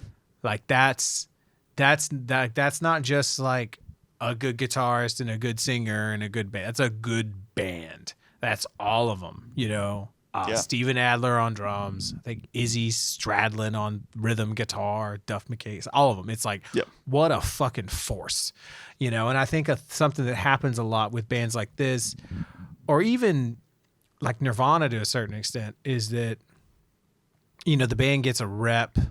Oh, like Guns N' Roses gets a rep for being like drunk partiers or whatever. And so you imagine them as incompetent buffoons on stage. Yeah. Or something. You know what I mean? Or you imagine Kurt sloppy as shit falling all over gear, and you forget like, oh, no. These were killer bands. And they would slay the shit out of those fucking songs live, So, all right, there's a few more things I wanted to ask you about. So, well, if you don't bring up something, there's something I'm going to hit it for sure. So go ahead. Okay. Well, you go ahead. You go ahead. All right. So, now there's 2 songs on there that are about a guy, like about people like I'm going to be a musician and I'm just doing this musician thing. Do you feel like that? Are there? Well, yeah, man, I'm going to be somebody someday, Yeah, and then okay. like chasing that neon rainbow. Yeah, that's fair. That is true. Yeah, okay. You know, sure. and so like, did that? No. There's nothing. No, not at all. Okay. No, so that chasing that neon rainbow and a lot of the country stuff that I was really into at the time, like you had Brooks and Dunn on your list. Fuck yeah, And dude. I feel like a lot of it, like that's a great song too, by the way. That's a great album, actually. It's so good. A lot of that stuff, I guess I would sort of do the thing that you were describing earlier. You were asking me if I sort of put myself in to the headspace of the song, and I guess I kind of did that with a lot of those things, because it just like it wasn't aspirational in that sense, but it was very easy to put myself in it. I see. And so I think in that way, like we said, it was relatable. You know, I think in that way, Right. it was very relatable to me. Right. I don't think I've ever heard Chasing That Neon Rainbow. I don't think I'd ever heard that song. Really? Yeah. Interesting. And I think it's like one of my favorite songs ever now. Wow. It's a great song. It's so good. Hey man, Alan Jackson, good shit. You can't. Yeah, like Alan Jackson is yeah, you can't fuck with that guy. Let's see. All right, what do you got? So I'm gonna hit on all the Repo Man stuff here. Okay, sure. In between the playlist and my notes, I could have put the entire Repo Man soundtrack on here. Right. Honestly, because it is such a bizarre, eclectic collection of just fucking nonsense. Like what even is this album? It's like early '80s hardcore punk, but it's also like this weird '70s like blaxploitation bass riff sort of shit. But it's also this weird like down tempo, loungy, right nonsense. So that Circle Jerk song, When the Shit Hits the Fan, that's actually a re-recording and a rewritten version of that song that they did for this soundtrack. Because if you just go look for the actual version, right, it's on all there, punk rocky. Yeah, it's just a punk song. Okay. It's still the same lyrics and everything, but I think they got two different guys in the band or something like that and re-recorded it for the soundtrack, and it's this super down tempo thing. Weird. It's so weird. It's so good. So weird. Yeah. When the shit hits the fan. So a lot of the stuff on this soundtrack came from my uncles and my dad finding it hilarious and just letting us hear it. Okay. And saying, listen to this, listen to this, listen to this. Okay. And I just grew to love it. So yeah, because that is sort of the biggest departures in our two playlists, is like the influence of, because all right, so you have, we'll get to this I'm sure, but like you had like Cowboys from Hell on there, you have Guns N' Roses, you have Primus. These are things I would get to. You got to them sooner, right, because of your uncles. Those were my gateways into that stuff, and that's how I got there. Right. Yep. And you got there before I did, but I would get there eventually. Yeah. I was an adult before I listened to Black Flag. I was an adult before I had listened to that Suicidal Tendency song. And I mean adult. I mean like I was like in like my late 20s. Right. And so, but you got that shit early on just because of this random soundtrack. Yeah. I mean, so like they were fans of the movie, but they were also fans of the soundtrack, and they were fans of a lot of the bands on there too, like Black Flag and Rollins later and Suicidal and all this stuff. So was it one of your uncles like skater guys or something? Kinda, but not really. Like, I don't think they ever did, but they totally would have if they could have. Okay, I guess is a way to say it. They lived in the country, so no. Because like those same two songs, right? Like Institutionalized and like TV Party. Yeah, like both of those are on like, are really important to my friend Shay.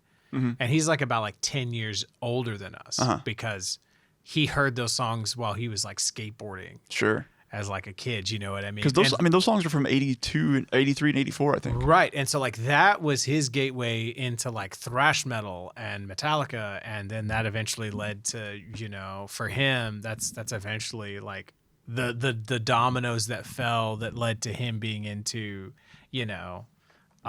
like Cannibal Corpse and Behemoth and shit like that. Sure. They all started with like Suicidal and Black Flag while he was skating as a kid, Not for me. It was like, I've heard that TV show they're talking about. Oh, hey, I know what Pepsi is. Right. Yeah, I thought it was funny. I mean, it was funny at the time, but it also just let me hear good music, sure. and it just planted that seed. Right. Yeah, if you've never seen Repo Man, by the way, Haven't. go fucking watch Repo Man. I haven't seen the Transformers movie either. Okay, well, you listen. I'll lend you some. I'll buy some DVDs and lend them to you. Repo Man's a fantastic movie. It's Emilio Estevez in the '80s being a weirdo. It's got that Roddy Piper energy, you know. Okay. That sort of thing. Sort of a straight man doing weird shit in a weird movie. Okay. It's real good. The Transformers movie. You've never seen that? Yeah, man. Amazing. I wanted to be on the Transformers boat as a kid, but it somehow missed me. There were a lot of Transformers boats. Fuck you. The whole. So that soundtrack is like maybe mostly Stan Bush. Just doing the shit. So this, You Got the Touch. Like if you ever saw, what's the Marky Mark Boogie Nights? No. Is that the one? He was in that. Where Marky Mark sings "You Got the Touch," I think. Oh, I don't know if he sings it in there, but I can't remember now. I think I'm pulling the right one. Anyway, that's like a hugely known song these days. Okay. And it's like looked back on as kind of cheesy, but also kind of cool. Right. The soundtrack is full of that stuff, and this is to me the best song on there. Okay. And like the part that it plays in the movie is like, shit's going down. The heroes got to do their cool thing, and they do this cool move, and it's super sweet, and it's real good. It's real good. The soundtrack also has like Weird Al and shit on it. Okay. It's like just bizarro. Fucking Transformers movie gets a lot of shit these days for being nothing but nostalgia and a way to sell more toys. Because what they did in the movie, they killed off all the old characters and brought in a bunch of new ones. Oh. And that's not wrong. That is why they did that. But also, they happen to make a great movie. You know the voice cast of that movie? Judd Nelson, Leonard Nimoy, Orson Welles. Ha! It's fucking bananas. The Micro Machines commercial guy, you remember that dude? Robert Stack. Dude, it's all over the place. Wow. It's bananas. Wow. Go watch the movie. Okay. I will do that. So there's sort of like really just two big things I wanted to sort of ask you about. Okay. One is, how the fuck did you get into Maybe They Were Giants?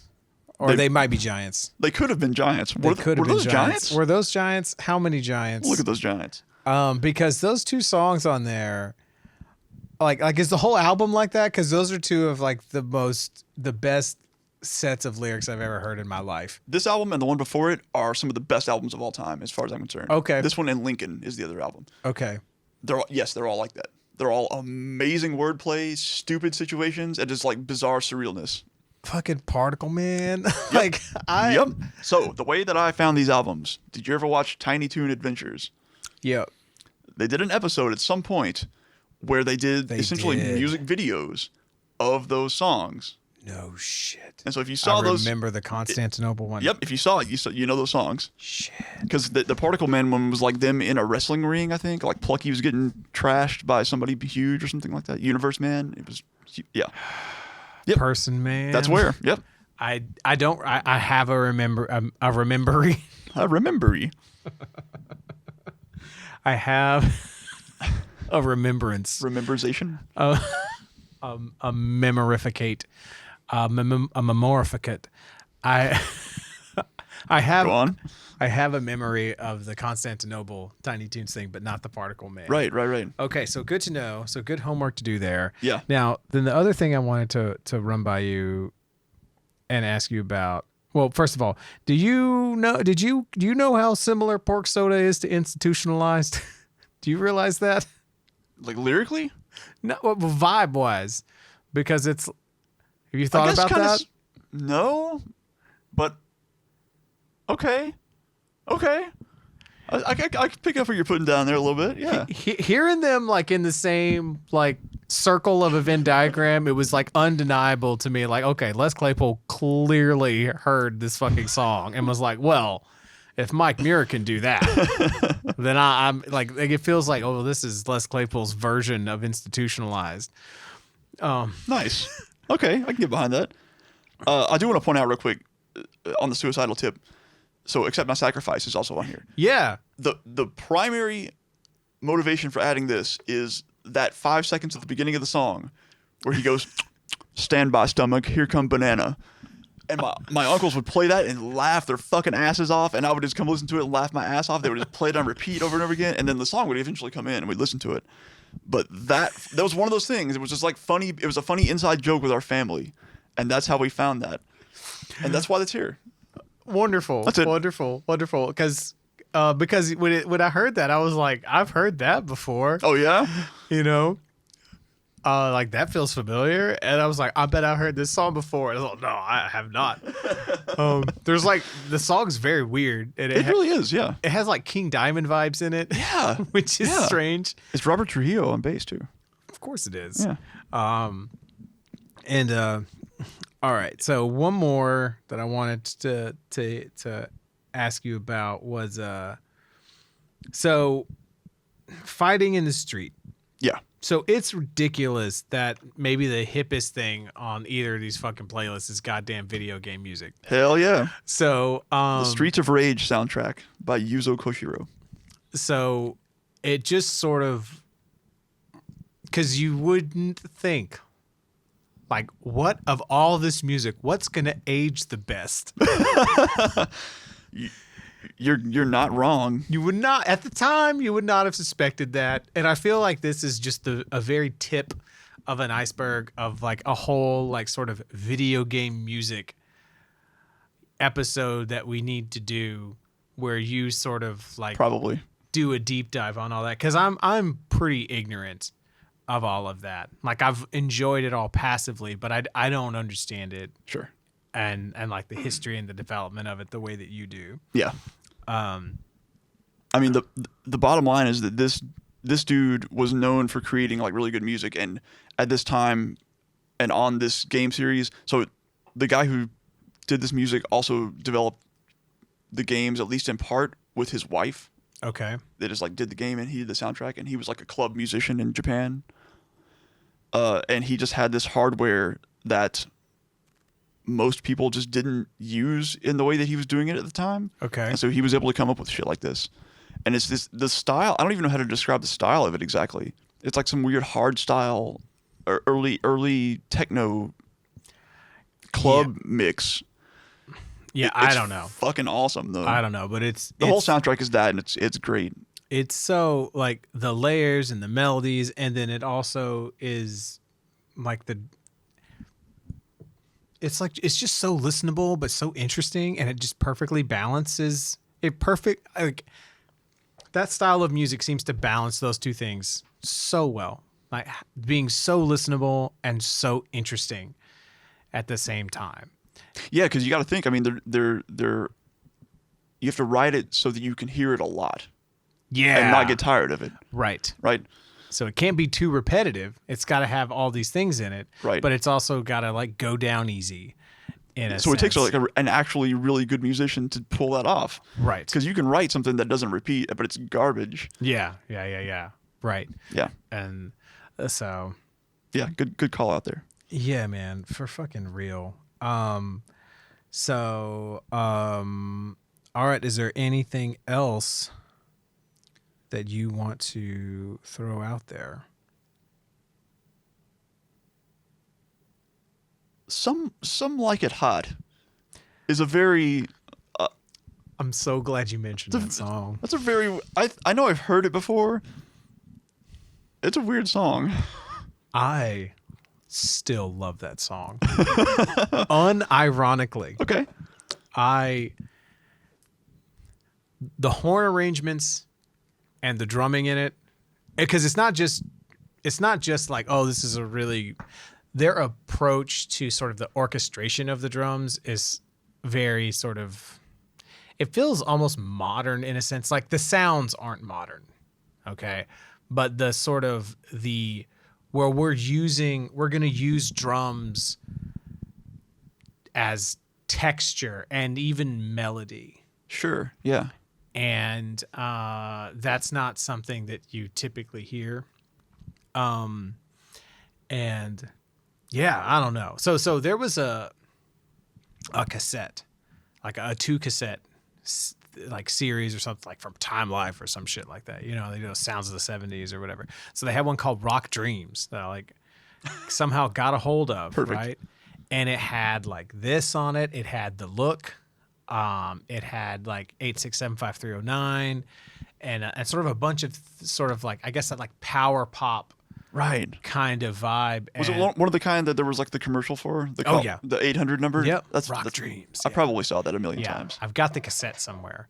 I could probably just have that category of commercial on this list. Because there were so many commercials like that I learned so many songs from. For real. And but yeah, so I had just an infatuation with these 2 songs, and they were both on that, you know. Like and I still love listening to them. Like these I didn't have to like, these I have listened to recently because I didn't have to like, oh my gosh, I didn't know how clever this was or how good the drumming. No, because I like listened to it like last year, you know, because those 2 songs are fucking amazing to me, and so,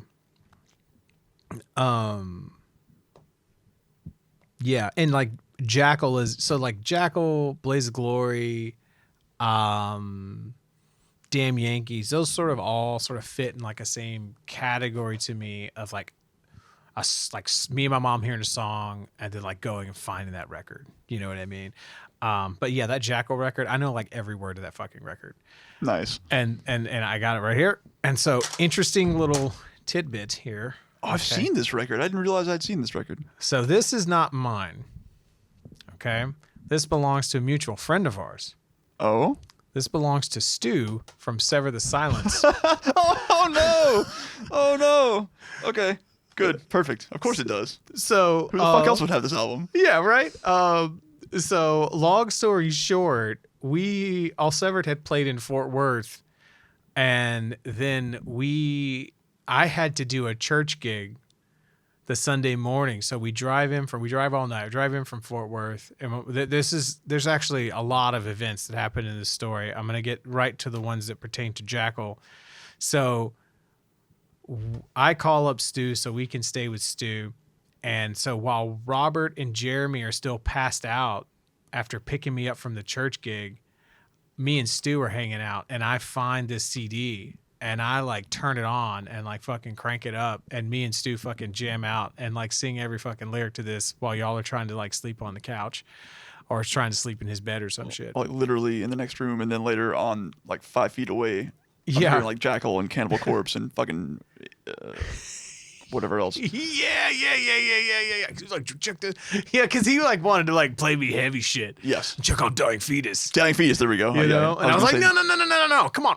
Stand alone today. I was like, that's what I want to fucking do right now. I don't give a shit how hard you are. Like, let's fucking. I mean, sometimes you're just trying to sleep and you just hear this chainsaw in the background. Yeah. Oh, that's great. So, one more sort of like little tribute on my playlist. So, with the REM song. Yeah, I wanted to ask about that too. I wouldn't have expected that, honestly. I remember I have this very specific memory of seeing them play on like Saturday Night Live. Oh, cool. And seeing them play that song and just being like, this is the coolest song. Losing My Religion. Yeah. Yeah. This is the coolest song. And then my mom was like, oh, well, I already have that cassette. And like went and pulled it out of like because our record player had like, there was record, you know, it was like the receiver and everything. And then it was like a little drawer for cassettes and then like records underneath it. And like, and she pulled out that cassette. And in that moment, I was like, my mother is the coolest human being to have ever lived. Oh man, good. And very good. So, do you have yours, or is that mine pulled up? This is yours.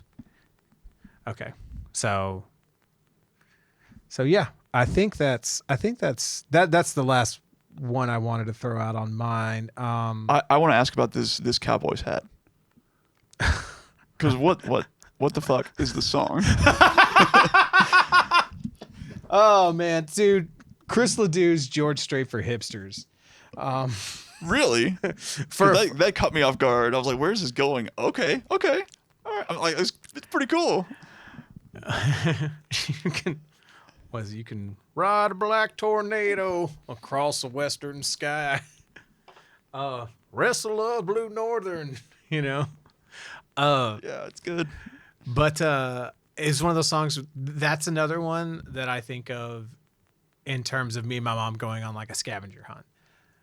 Because we heard that on the radio, some random some random country station, or maybe at night or something like that. It was like, this is the coolest fucking song I've ever heard. Because it was, it was like a story, and like it's like super grandiose. It's this tall tale, basically. Yes, yeah. yes. And I just thought it was the coolest thing I'd ever heard. And it took us a while to like track down who the fuck it was. And so imagine. It was like this, pot of gold at the end of the rainbow kind of thing, a neon rainbow perhaps. Because I want to say that we even had to like that I like asked like we started asking people that we knew, like, because my mom used to work at a feed store off of 321 called Mr. B's. And so there was like, there was lots of people who like did rodeos and shit around there, and we were friends with them. Like, I want to say that we had to like, we went to that level of like, hey, so there's this, you wear cowboy shit. Oh, like literally just asking around town, asking the locals. Yeah. Wow, like you wear cowboy shit. There's a song about like a cowboy's hat or something like that. And eventually someone was like, oh, you're talking about that Chris Ledoux song. And it was like, fuck it. Write that shit down. Write it on my hand. And then it took us forever to like find a cassette that had it on there or whatever, But yeah. It's a weird one, but it's funny because like I listen to it now and it's like, what? It actually gave me an idea for maybe like another kind of episode or something to like explore of like what is this fucking like what is this like antagonist bravado shit? And because at first, because of like my lens, right, I'm like, because I feel like I have met the people who like hear this song and they're like, yeah, cause cowboys, like, yeah, you don't mess with cowboys. Okay, sure. Like I feel like I've met those people. And so like my first sort of thought was like, what the fuck is with these cowboy assholes? Like, you're wearing a goddamn costume. Like, it doesn't mean you know how to fucking fight. Doesn't mean you know how anything, whatever. You're just a fucking dude who's wearing a fucking outfit. Slow your fucking roll. Step off that tornado, buddy. Yeah, step off that tornado. But then it was like, okay, well, hold on. This isn't like unique to country music. Like 90% of the music that we listened to when we were in high school was antagonistic, like you you jump the fuck up and you back the fuck off and you get the fuck out and you go the fuck away. And like, it's all the... You just listed every Disturbed and Godsmack lyric. Song. Yeah. Yeah. Go away, keep away, stay away. Go away. Yeah. So it's like, it's not like this is unique to country music, but it's like a very like, I don't know if it's like, okay, is this like a unique male thing? Is this like, what is this fucking thing? You know what I mean? I guess like the thing that is like different about that song is the way that it portrays it. Is it's not like, because the way that it's portrayed in like a lot of nu metal and stuff we grew up listening to is like, this person slighted me and he doesn't know me and I'm going to fuck him up. Right. The way it's portrayed in that song is like, this guy doesn't understand cowboys and I'm a cowboy. And on this steel horse I ride. And so it's a different, there is like a little bit of a different thing, but anyway. I mean, to me, it just felt, it had this air of goofiness to it. Yeah. Like almost like a not self-referential, but like it was self-aware a bit. Yeah. It was still doing what it was doing, but it was kind of like, like we know what we're doing. And I'm not sure that it is. That's what I got from it, but yeah, maybe not. I'm not sure that it is. I like to ascribe that to it anyway. That makes me feel like I like it a bit more. It makes it feel better. Yeah. I mean, either way, great song. Cool fucking song. I remembered it. I haven't listened to it in fucking 25 years, and I remembered it. So that says something, right? Okay. Oh man, dude, way to end the party. Willie's okay. Yeah. Okay. Anything else you want to add? I mean, the last thing I think we haven't touched on my list anyway is this fucking Simpsons song. Oh yeah, Like, I didn't want to touch on it. I didn't like it. I didn't enjoy listening to it. Fair, it's real bad. It's really bad. It's the first time I heard, I guess, just like blues. Blues. Okay. Was Homer? I don't singing even have "Born Under a Bad Sign." I don't even have a memory of that happening in the show or anything. I don't. It didn't. It was, okay. This was a whole album they put out. Okay. Of the Simpsons singing the blues, and they just did blues covers. The first song on the album is "Do the Bartman," which was like a joke from the show. I think I forget honestly. Yeah. But it was also like a single, I think, at the time. Okay. But I was way into The Simpsons as a kid. Like I had Bart So was shirts, I. and Yeah. it was fantastic. But yeah, I had this album and I listened to it a lot, and it was really bad. It was just not good. This is I remember there was a Teenage Mutant Ninja Turtles like cassette that I got that you got from like Pizza Hut. Yeah, I think I had that. I'm not talking about like the soundtracks. No, That's what I'm talking about. no. You know. So yeah, this is a different thing. But like some sort of weird incidental music that you end up listening to because it's attached to some other thing you're into. Yep. Like, oh well, dude, they gave me the Killer Instinct CD. I guess I like this now. I guess I have to listen to this. So, okay, there is one more question. Okay. One more thing I wanted to ask you about. So Cowboys from Hell. Yes. Actually, oh yeah, true. And this will probably be a good spot. So I'm assuming this is another one that you heard from your uncles. Very directly, actually. The most direct of all of these, as a matter of fact. So what was that like? What is your memory of like hearing Cowboys from Hell? Oh, I can tell you exactly what it was because it's extremely vivid. So we were me and at least a couple of my uncles were specifically my uncle Corey, who's the one who gave me this cassette. We're visiting my grandparents up in Jasper, and we were just hanging out at their house. And I think at the time, I had been super still into country for the most part. And I had, like, my mom had Columbia House, so I had some cassettes of my own that I took with me places and listened to in my Sony Walkman, right?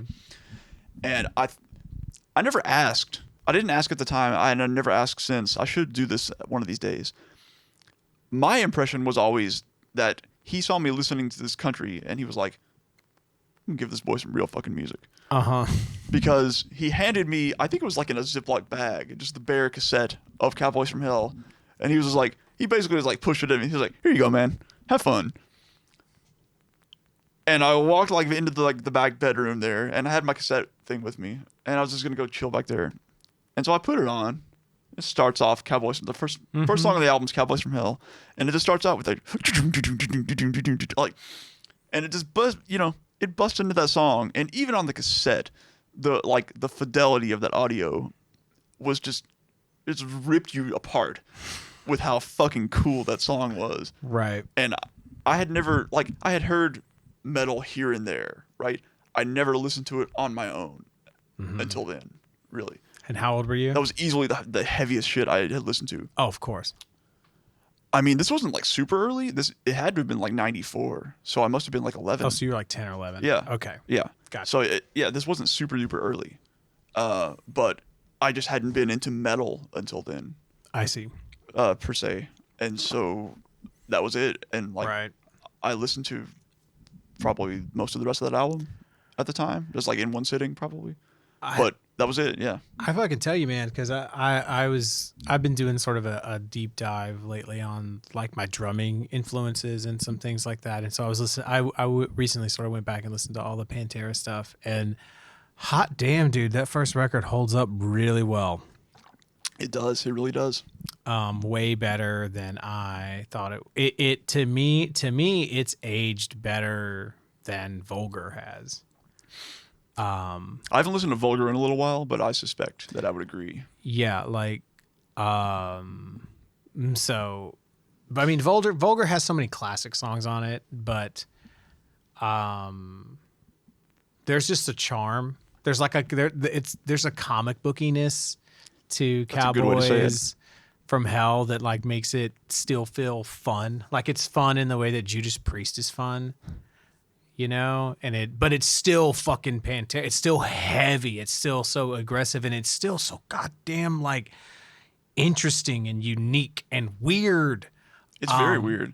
And so, but you don't have like, you know, but it's fantastical, and none of their other stuff is fantastical. No, like it's fun is a good way to describe it, really, because on that album, that album sounds like that album cover. Yeah, where they're just jumping around a fucking bar like goobers. Yeah, and they're just playing some of the most like intricate, bizarre shit. It's kind of funny in weird ways on that album. And then you get to Vulgar, and it's just like, right, like they put it on a fucking straight face, and it's time to like get like they totally lost that for basically the rest of their career. Totally. So yeah. Totally. And and fucking poor Vinny. They're like, Vinny's not a fat dude. He's not even a big dude. He's short. And they're like, oh, well, there's got to be, you're the drummer. You got to be a fat one. Put a sandwich in his hand. So fucked up, man. Vinny got done wrong on that album. They did him cover. wrong. They did him dirty. Could have given a bowling ball. Could have put something else in his hand, man. Like, whiskey bottle, anything. Yeah. A fucking sandwich. What the fuck? I've done that boy wrong. Hopefully it was his idea.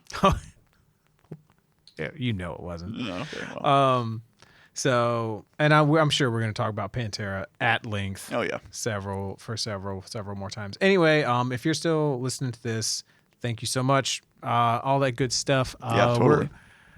I think we went well over what we sort of expected to. So far over. And our cameras died here, our close-up cameras. You know, so we're gonna keep figuring this thing out. And anyway, laters. Cool.